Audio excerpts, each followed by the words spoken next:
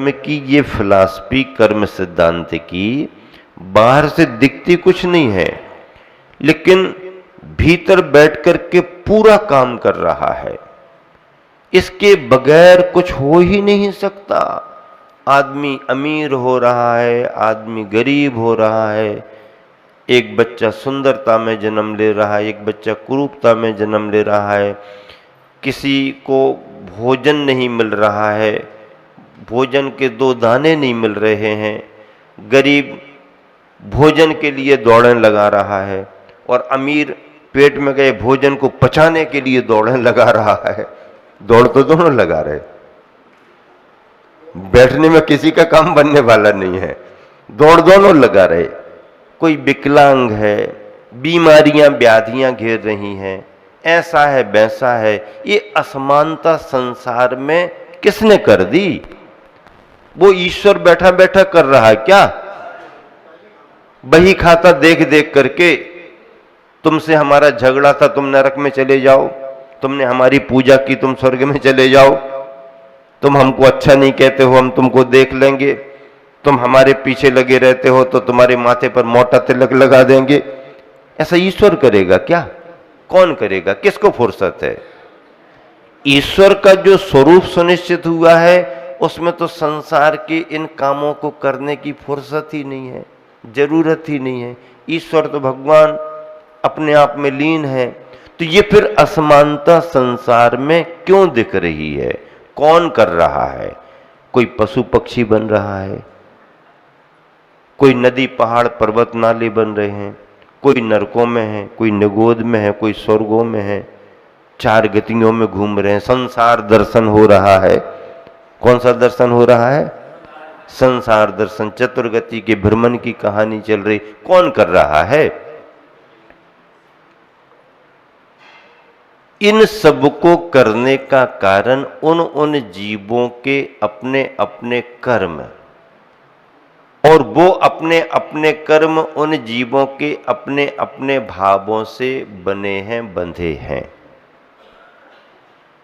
Jain philosophy क्या कहती है कि अपने अपने भावों से कर्म का बंध वो जीव करता है, और जब वह जीव अपने भावों से कर्म का बंध करता है तो अपने ही भावों से, अपने ही पुरुषार्थ से उन कर्मों को काटता भी है, उन कर्मों को काटता भी है। कर्म हमने बांधे हैं तो काटने को कौन आएगा? कौन आएगा? भगवान को बुलाओ, करो कॉल। महाराज जी हम फोन करते, नंबर बता दो, नंबर बता देते, नोट कर लो। भगवान का, सिद्ध भगवान का नंबर क्या है? 1008। नोट कर लो। भगवान का नंबर क्या है? भगवान का नंबर क्या है? 1008। हॉटलाइन पर मिलेंगे आपको। हाँ, कहीं कोई बाधा नहीं। करो, बात करो। भगवान हम बहुत परेशान हैं, बहुत कर्म बंध गए हैं, आप आइए हमारे कर्मों को काट दीजिए। अरहंत भगवान को उसी नंबर पर लगाओ 1008। भगवान आइए, मदद करिए हमारी। आएंगे क्या? आप अपने पड़ोसी की मदद जिंदा अवस्था में नहीं कर पा रहे, आप अपने परिवार के सगे सदस्य की मदद नहीं कर पा रहे, आप अपनी समाज की मदद नहीं कर पा रहे, आप दूसरे अजैन बंधुओं की मदद नहीं कर पा रहे। तो जब तुमने जीवित अवस्था में किसी की मदद नहीं करी तो बुलाने से भगवान तुम्हारी मदद करने को आएंगे क्या? और अगर मदद करने को आ भी गए तो भगवान नहीं, वो फिर हमारे तुम्हारे समान ही कोई होंगे जो मदद करने को आए। क्यों?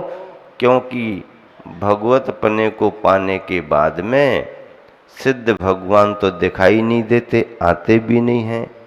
अरहंत भगवान दिखाई देते हैं तो वो ऐसी मदद तो नहीं करेंगे, लेकिन धर्मोपदेश दे करके आपकी शांति का, आपके कल्याण का मार्ग जरूर आपको बता देंगे। तो कर्म के सिद्धांत के कारण ही दुनिया में ये असमानता दिख रही है। प्राणियों में ये असमानता उनके अपने कर्मों के कारण है, किसी के कारण नहीं। किसी के कारण नहीं, कर्मों के कारण। अब तुम समझाने के लिए कुछ भी कहो, इनकी वजह से हमारा अच्छा हुआ, इनकी वजह से हमारा बुरा हो गया, ऐसा हो गया, वैसा हो गया। हम निमित्ताधीन दृष्टि से, व्यवहारिक दृष्टि से हम भले बुरे में किसी के लिए भले आरोपित कर दें, वो निमित्त बन भी सकता है, अच्छे में भी बन सकता है, बुरे में भी बन सकता है, लेकिन जब तक तुम्हारा अपना खुद का उपादान नहीं होगा, बाहर का कोई भी निमित्त तुम्हारा ना भला कर सकता है और ना बुरा कर सकता है। कितना बड़ा सिद्धांत किसने दिया? तीर्थंकर भगवंतों ने दिया, केवल ज्ञानियों ने दिया। दुनिया में ऐसे सिद्धांत किसी के पास नहीं है। चाहे बुद्धवीर, हरिहर ब्रह्मा, कोई भी नाम ले लो, ये फिलॉसफी नहीं है। और आज पूरी दुनिया कथा कहानियों से ऊब करके रहा हूं, कथा कहानियों से ऊब करके गहराई में फिलॉसफी समझने की कोशिश कर रही है। लॉजिक व्यक्ति के लिए कथा कहानी उतनी संतुष्टि नहीं दे पाते। उस कथा कहानी का बेस क्या है, कारण क्या है? आज की नई जनरेशन, पढ़ी लिखी पीढ़ी कितने तर्क करती है, कितने प्रश्न करती है। तुम अपने पिताजी के समय बोल नहीं पाते थे और उनकी आंखों का और उनकी लाठी का तुमको डर रहता था। फिर तुम्हारे बेटे में भी परिवर्तन आया और बेटे के बेटे में भी परिवर्तन आया, और आज की नई जनरेशन 4-5 साल की होते ही प्रश्न पर प्रश्न, प्रश्न पर प्रश्न, प्रश्न पर प्रश्न, और ऐसे ऐसे प्रश्न कर देती है कि उसके मम्मी पापा उसको नहीं समझा पाते। कहां से कैसी बुद्धि विज्ञान के युग में कौन सा चमत्कार विज्ञान कर रही है, मतलब पैदाइशी ये सब कितना कहां से क्या हो रहा, हम उनके समाधान नहीं कर पाते हैं। पुराने समय श्रद्धा का समय था, जो कह दिया मान लिया, चलो हाथ पकड़ करेगी, चलो मंदिर चलना है, तो वो डर से, भावना से, श्रद्धा से तुम्हारे पीछे पीछे चला आएगा। अब जब तक तुम अपने नाती पोतों को संतुष्ट नहीं, क्यों जाएं, क्या मिलेगा मंदिर में जाने से? अब बताओ क्या मिलेगा? वहां तो चढ़ा के ही आना पड़ता है, वहां कुछ मिलता थोड़ी है, जब मिलता नहीं तो क्यों जाएं? कितने सारे प्रश्न करते हैं। धर्म क्यों करें, क्या मिलेगा धर्म करने से? हमारा मन ही मंदिर है, हमारे भाव अच्छे हैं तो हमें क्या करने की जरूरत है? जो गलत सलत काम करें वो भगवान के पास जाएं क्षमा याचना करने को, हम तो बहुत अच्छे हैं, हमें कोई जरूरत है इसलिए हम अपने घर में ही अच्छे। ऐसे तर्क बेतर्क अगर कोई कर दे, एक ने हमारे से तर्क कर दिया, आया पूछा, पढ़ा लिखा था, हमने कहा बातचीत में मंदिर जाते हो क्या? फट से कहने लगा, महाराज जी हम इतने पापी नहीं करते कि मंदिर जाएं। क्या कहता? महाराज जी हम इतने पापी नहीं करते कि मंदिर जाएं। तो मैंने कहा मतलब ये साबित करना चाह रहा है कि जो पाप आदि करते रहते हैं वही मंदिर जाते हैं, मतलब हम पाप ही नहीं करते तो हम मंदिर क्यों जाएं? तो हमने कहा नहीं भाई, इस बात से हम सहमत नहीं हैं, हमारा कहना कुछ और अलग है। तो बोले महाराज जी आप बताओ क्या कहना चाहते? हमने कहा आपने जो कहा कि हम इतने पापी नहीं करते जो हम मंदिर जाएं, ये आपका गलत सिद्धांत है। मैं आपसे कहना चाहता हूं इतना पुण्य ही तुम्हारा नहीं है कि तुम मंदिर तक जा सको, इतना भी तुम्हारा पुण्य ही नहीं है कि तुम मंदिर जा सको। मंदिर तक पहुंचने के लिए भी कुछ पुण्य चाहिए भैया। इतने से मुट्ठी भर चावल चढ़ाने के लिए भी तुम्हारा भाग्य चाहिए। व्यसन बुराइयों में लाखों करोड़ों खर्च करने में तुम स्वतंत्र हो, पर देव शास्त्र गुरु के किसी अच्छे कार्य में तुम्हारे 2 पैसे लग जाएं, 1000-5000 लग जाएं, इसके लिए तुम्हारा पुण्य चाहिए। पुण्य होगा तो धर्म के काम में लगेगा, अन्यथा व्यसन बुराइयों में तो तुम्हारा जाएगा ही जाएगा। इतना पुण्य ही नहीं है कि तुम धोती दुपट्टा पहन करके अभिषेक कर सको। इतना पुण्य ही तुम्हारा नहीं दिख रहा कि तुम पूजन कर सको। इतना पुण्य ही तुम्हारा भी नहीं दिख रहा कि शुद्ध वस्त्र पहन करके आहार दान दे सको। इतना पुण्य ही अभी तुम्हारा नहीं आ रहा है कि तुम तीर्थ यात्रा कर सको। ये सब बगैर पुण्य के मिलते नहीं हैं। उस युवा को जब हमने समझाया तो उसका ब्रेन वाश हो गया और फिर धीरे से कहता है, महाराज जी अब बात समझ में आ गई, कल से मंदिर अवश्य आएंगे। समझाना पड़ता है। हाँ, किसी ने अगर तर्क वितर्क करके कुछ अलग भी पूछ लिया तो नाराज नहीं होना पड़ता। हाँ, उसको उसकी उपेक्षा भी नहीं करना पड़ती है तो अपना ही ना, है तो अपना ही, तब तो अपने पास आया है ना। अगर कुछ उसने उल्टा सीधा पूछ भी लिया तो अपन को इतना संभल करके, इतना समझ करके, इतने अपनत्व भाव से उत्तर देना चाहिए कि सामने वाला अपने आप पानी पानी हो जाए, पानी पानी हो जाए। माने ना माने उसकी स्वतंत्रता है, लेकिन अपनी तरफ से कोई कमी हित भावना की नहीं होना चाहिए। यही जिनवानी कहती है। अगर तुम्हारे पास पुण्य होगा तो ही तुम्हारे लिए कुछ अच्छा लाभ मिलेगा, और पुण्य का योग नहीं होगा तो तुम 1000 बार भाव भी बनाओगे तो तुम इस तरफ आगे नहीं बढ़ पाओगे, और बिना भाव बनाए तुम व्यसन बुराइयों की तरफ चले जाओगे। क्यों? क्योंकि तुम्हारा पुण्य जो भी हो, नर पर्याय का, इस कुल का, लेकिन वो तुम्हारा अभी तुम्हें पाप की ओर प्रेरित कर रहा है। ऐसे ये पुण्य पाप भी कर्म ही हैं। क्या है? कर्म है। कर्म है किसके? अपने द्वारा बांधे हुए, दिखते नहीं हैं। आप चश्मा लगा करके देखना चाहो, दूरबीन ले आओ, सूक्ष्मदर्शी यंत्र माइक्रोस्कोप लगा लो, पुद्गल के सूक्ष्म से सूक्ष्म कण तो दिख सकते हैं, लेकिन जीव नहीं दिख सकता। जीव में बंधे हुए कर्म नहीं दिख सकते।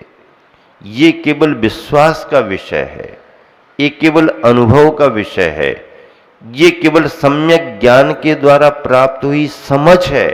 जिसके पास है तो है, और नहीं है तो नहीं है।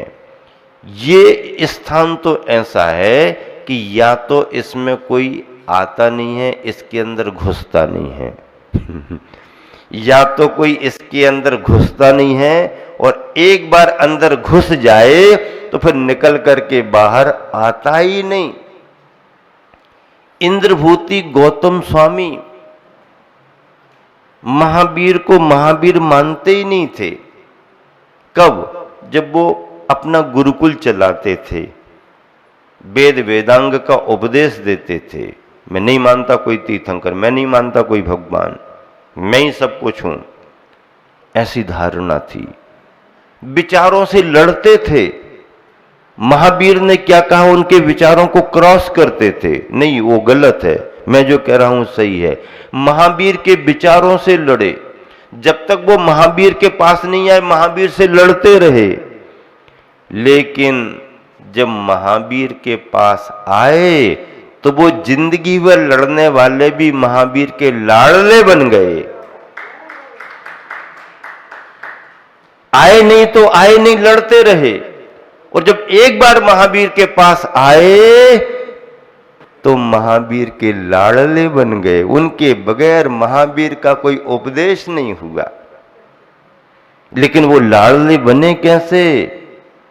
महावीर का आभा वलय देख करके, महावीर की मुद्रा देख करके, महावीर की बीतरागता देख करके, और भगवान की क्षमता को देख करके उनके सारे विचार बदल गए। सारा भावों में परिवर्तन आया। वो गए तो थे महावीर भगवान की गहराई नापने के लिए। क्या करने गए थे? क्या करने गए थे? देखते हैं महावीर भगवान कितने गहरे हैं, कितने गहरे हैं, देखते हैं इनकी ज्ञान की गहराई कितनी है।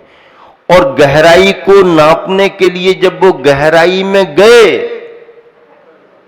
तो फिर अंदर से निकल करके ही नहीं आए, बल्कि उसी गहराई में घुल मिल करके गहराई बन गए।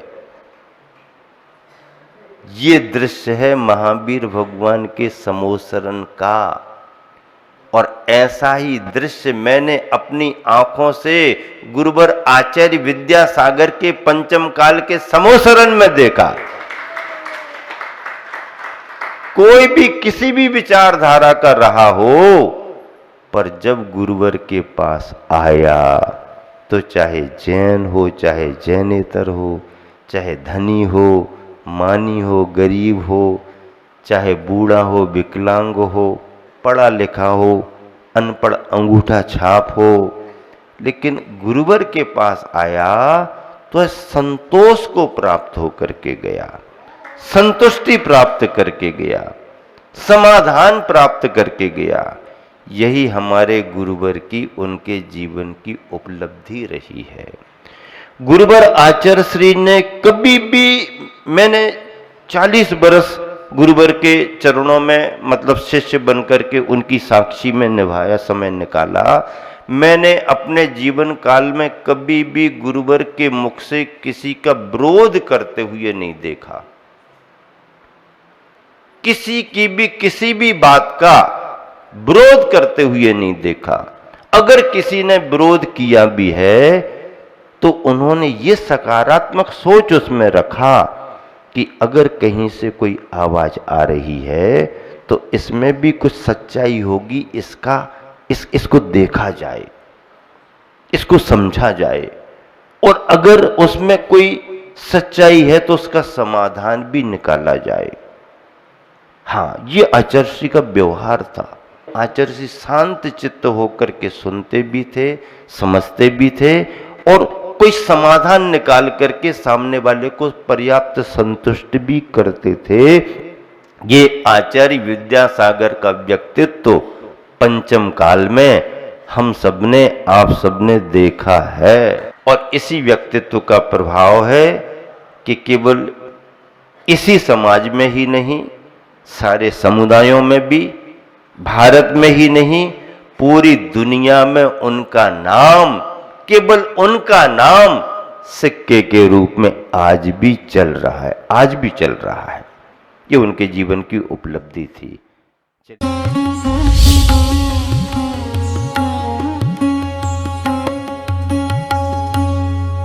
सपने तब